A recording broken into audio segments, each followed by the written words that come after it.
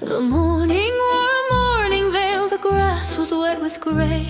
When Alice saw a rabbit pass where no sane thing should stray. His waistcoat flashed like candlelight, his whiskers twitched with dread, and in his paw he carried time as though the hour were dead. He muttered to the marigolds, he bowed to no one there, then checked his little funeral watch with bureaucratic care.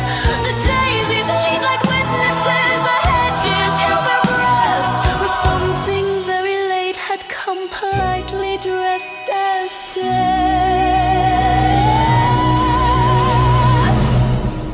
Now Alice, being Alice, thought the world had grown too neat, too full of proper lessons and too short on secret feet.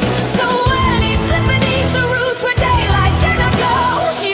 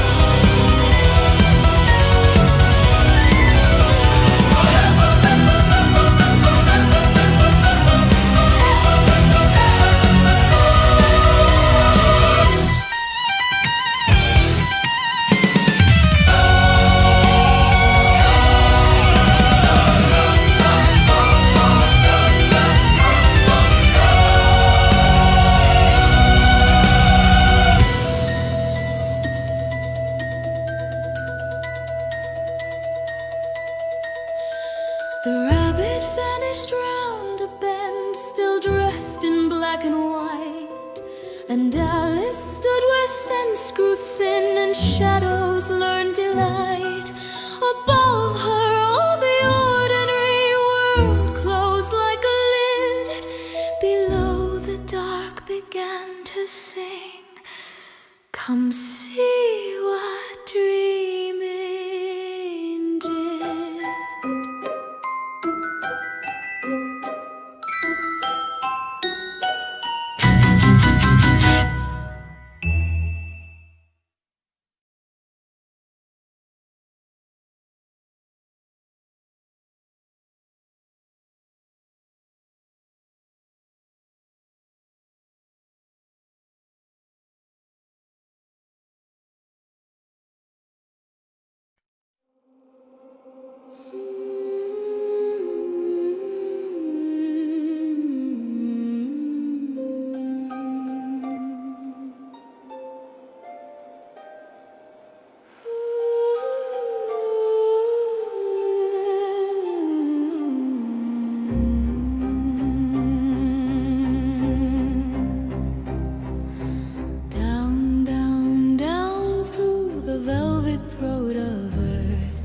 Shells of jars and candles, smoke and things of doubtful worth.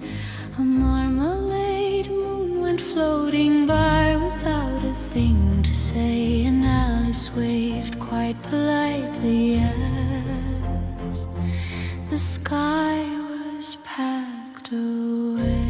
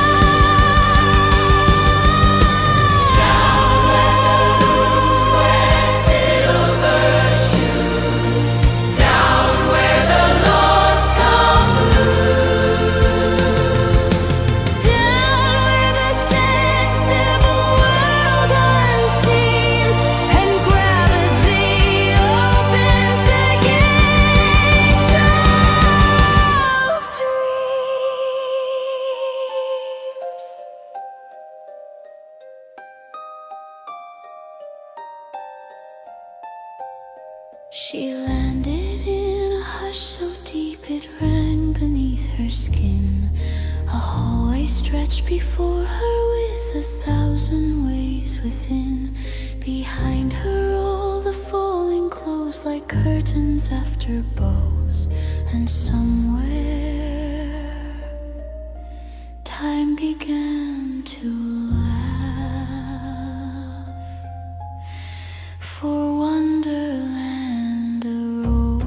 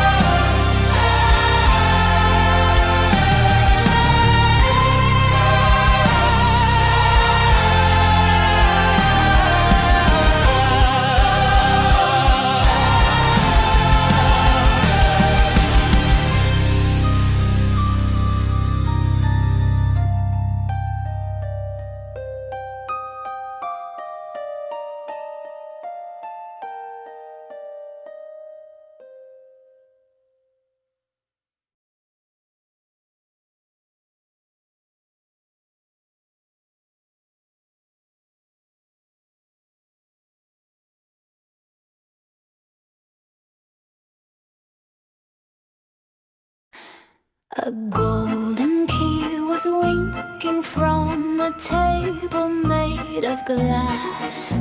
A little door was laughing where no proper child could pass. Beside it stood a bottle with a label sweet and neat. It curtsied in its poison voice and whispered, "Drink me sweet." She drank a drop of maybe and a mouthful of mistake, then shrank beneath the table like a wish that couldn't wake. The key above her glittered with a very smug delight, while every chair grew monstrous in the candle-bending light.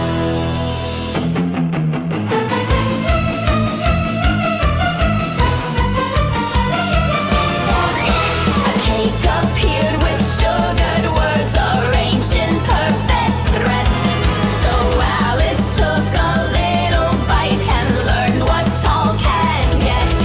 Her head went knocking at the roof, her shoes forgot the floor, and all her bones wrote question marks against the little door. "Oh dear," she said, "I used to know the person in my name, but now I rise and vanish like a candle in a game. If I am small, am I still me, or merely less to see? If I am tall, does all that height make someone more of me?"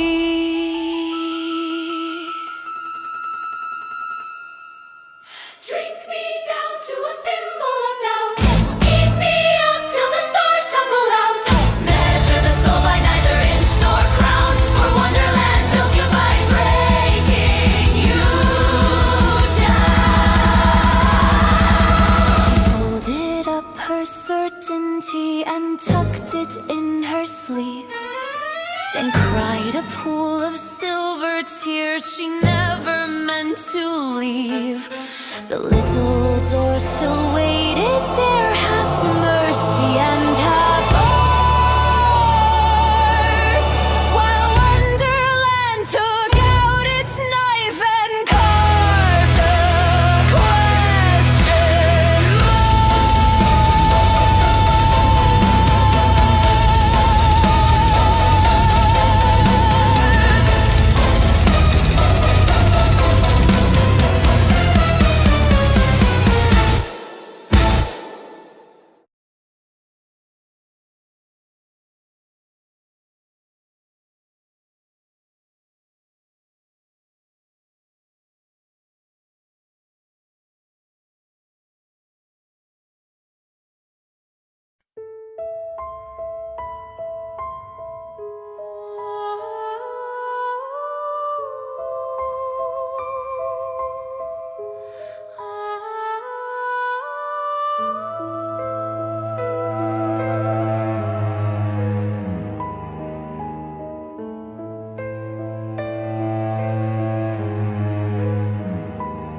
She wept until the room became a silver little sea, where chairs went drifting past her knees like wreckage meant to be.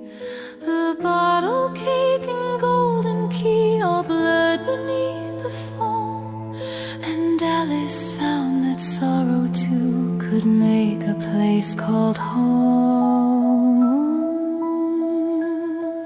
Her tears rose up like moonlit glass and carried her away, past floating gloves and broken clocks that bobbed in pale dismay. A mouse sailed by with solemn eyes and whiskers full of rain, as if he knew that every dream must learn the shape of pain. "Oh, please," she cried, "I did not mean to flood the world below, but Wonderland just tilted back and let the waters grow.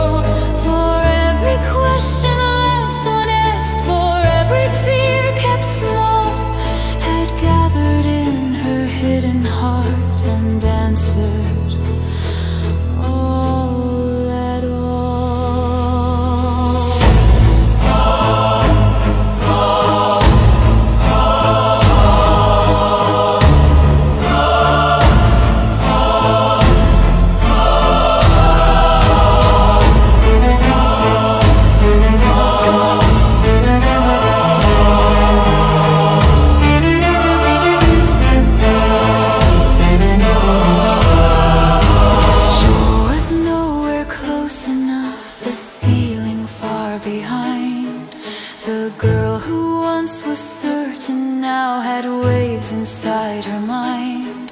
Yet in that tide of trembling things a colder truth appeared. The sea was made of what she felt, and still she had not disappeared.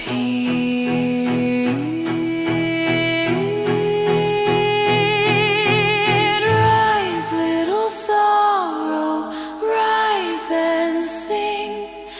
Carry the child through the drowning spring. Tears are not chains, tears are not graves. Sometimes the lost learn to breathe in the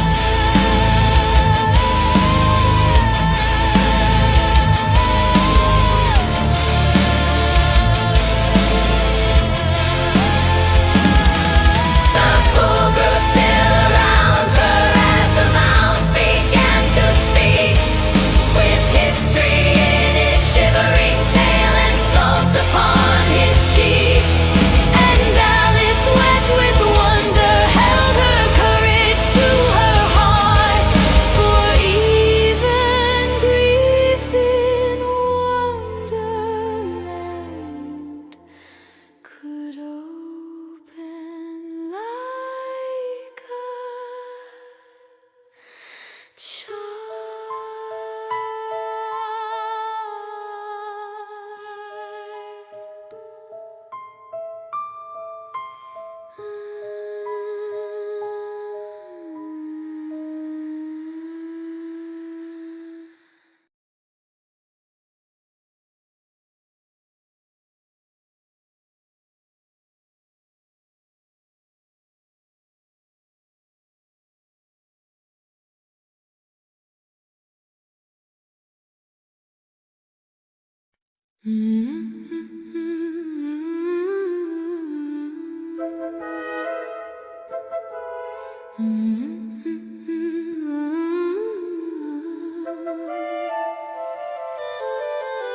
Upon a mushroom's moonlit rim, a blue smoke curled inside.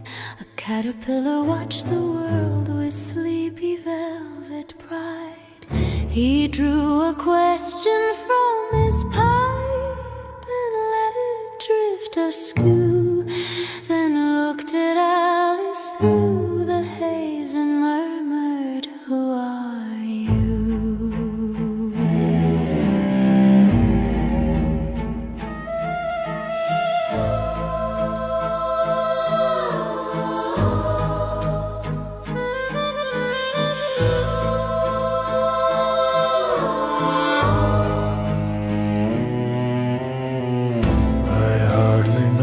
Said Alice, for I've changed since morning's light. I've been too small for sorrow and too tall to fit my fright. My hands have lost their measure and my name feels thin and new. So please, if you are very wise, explain what I should do.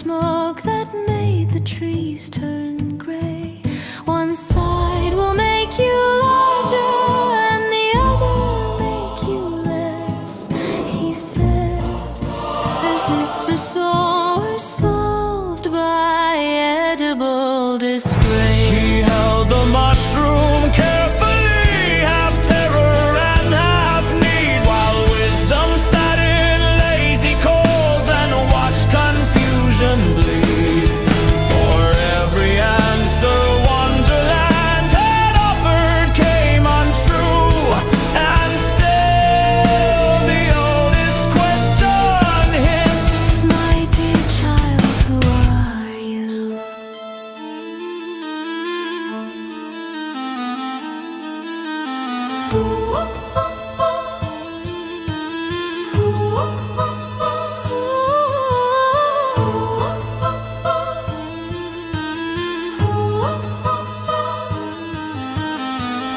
are you when the mirror lies? Who are you in another size? Who remains when the rules withdraw? A name is a door, but never the law.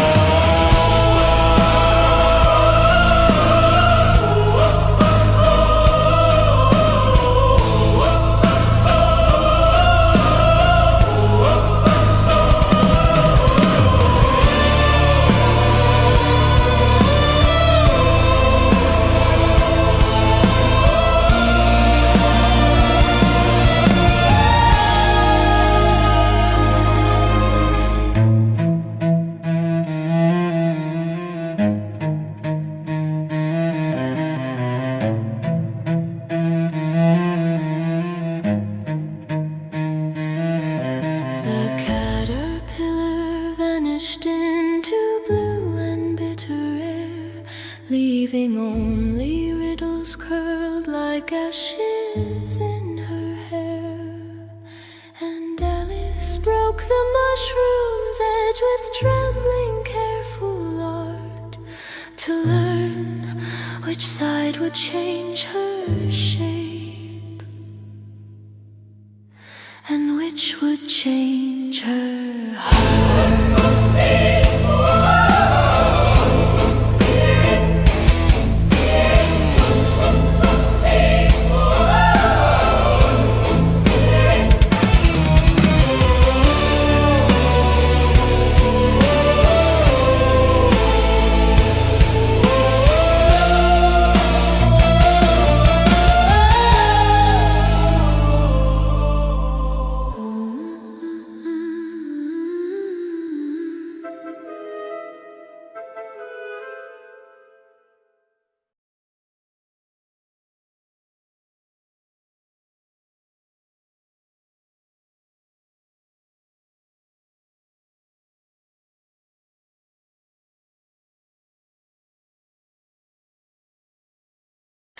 The table stretched for miles beneath a moon of sugared bone, with cups that clicked their porcelain teeth and chairs that sat alone. A hatter bowed with broken grace, a hare poured gloom and lime, and both declared with perfect cheer, "We're having tea with time." Your seat is wrong, your spoon is late, your elbows lack despair. Your question needs a saucer and your answer needs more hair.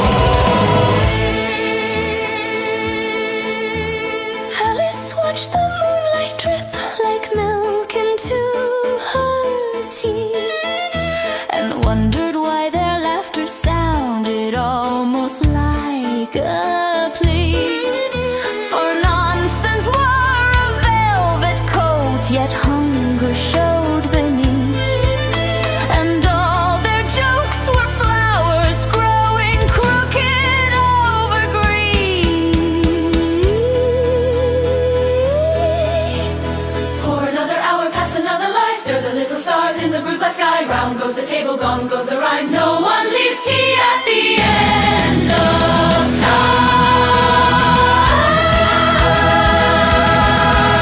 The hatter tipped his hat to her, the hair began to spin. The dormouse dreamed of treacle wells and slowly folded in. Then Alice rose while clocks applauded softly from the grime, and left them laughing, trapped in tea at the ragged edge of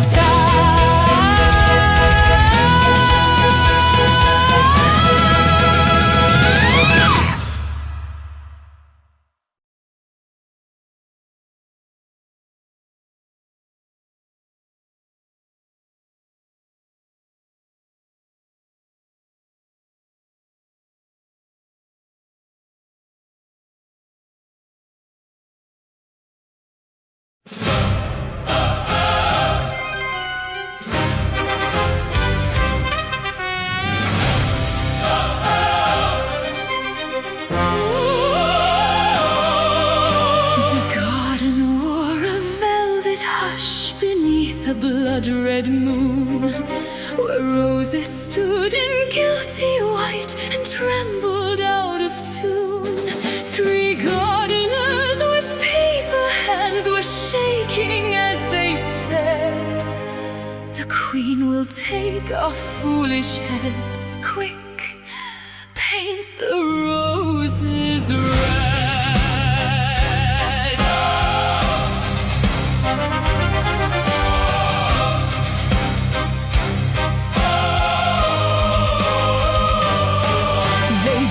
Each bloom with frantic strokes, with crimson fear and glue, while petals dripped like little crimes the evening never knew.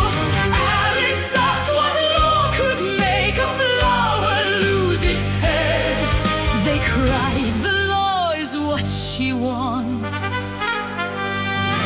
Now paint the roses red.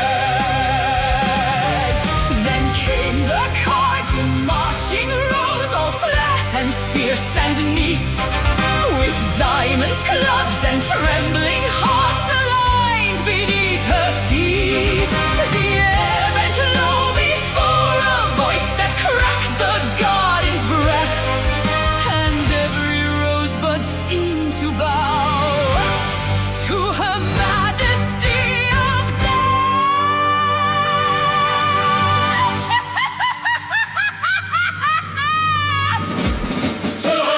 of death.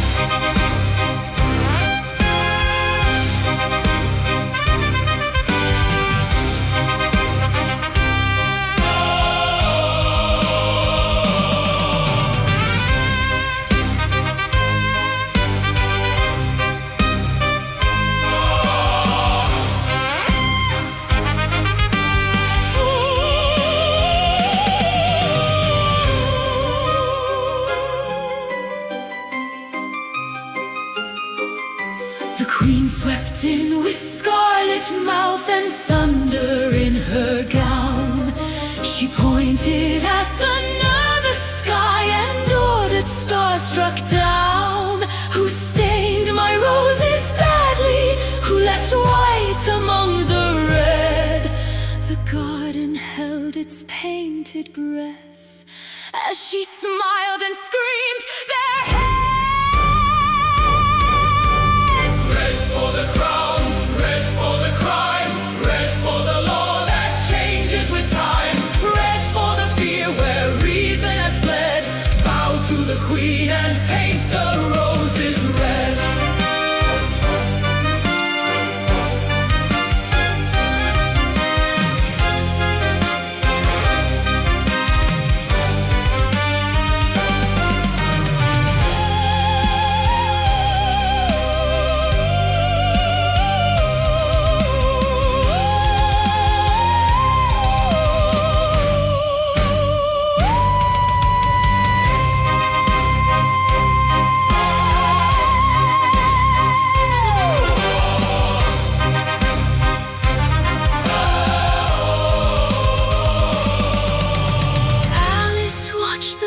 battles bleed beneath the royal storm, and learned that nonsense-given power wears a deadly form.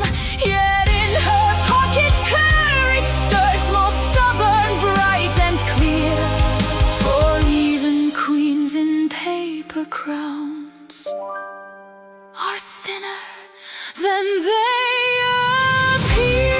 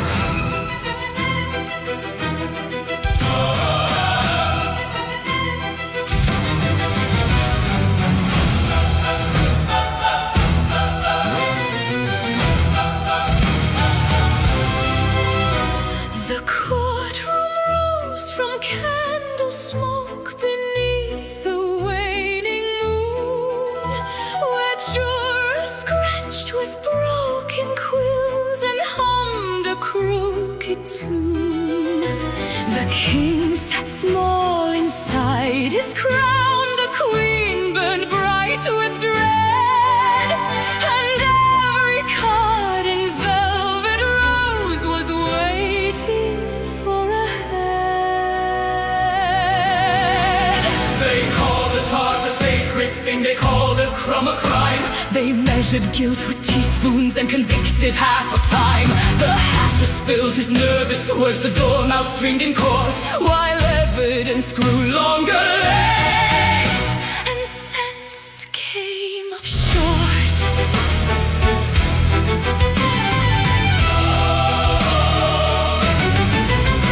Then Alice stood among them all, no longer quite so small. The ceiling bent above her head, the cards began to fall. Your only words and paper suits, your thunder made of thread, she cried, while every painted face went pale beneath the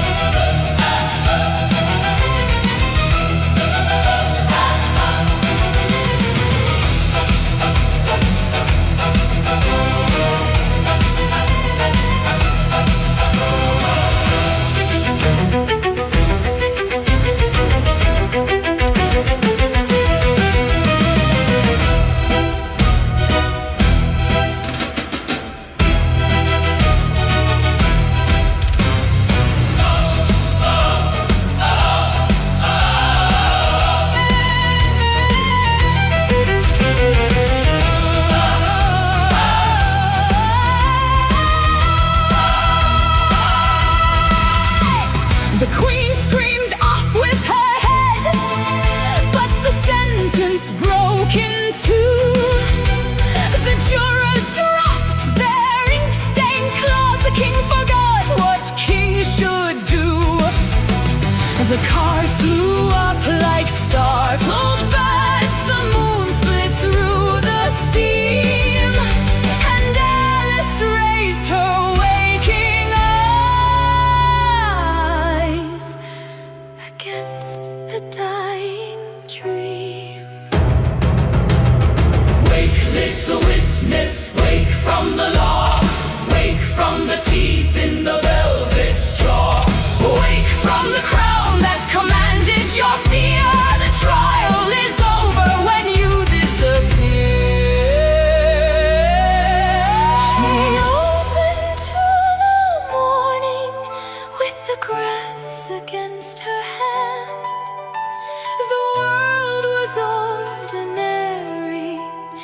harder.